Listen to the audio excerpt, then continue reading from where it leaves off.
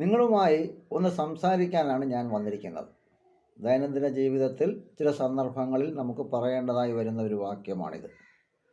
നമുക്ക് ഇതിനെ ഒന്ന് ഇംഗ്ലീഷിലേക്ക് ട്രാൻസ്ലേറ്റ് ചെയ്യാം. അതിനു മുമ്പ് ഇതിനെ ഒന്ന് ബ്രേക്കപ്പ് ചെയ്യാം. നിങ്ങളുമായി, വിത്ത് യു, ഒന്ന് സംസാരിക്കുന്നതിന്, ടു ഹാവ് എ ടോക്ക്.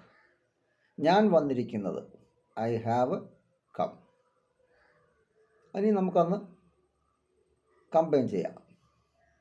എങ്ങനെയാണ് പറയേണ്ടത്? അത് I have come to have a talk with you. ഇത്രയേ ഉള്ളൂ. I have come to have a talk with U.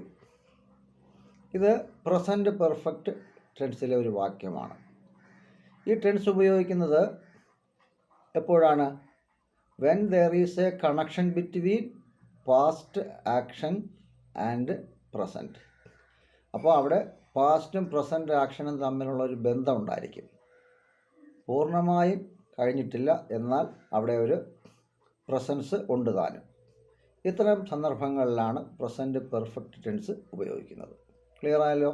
ഇനി നിങ്ങൾക്കുള്ളൊരു ചോദ്യമാണ്, ഞാൻ വന്നിട്ടുണ്ട്, നിങ്ങൾക്ക് എന്തെങ്കിലും വേണമോ?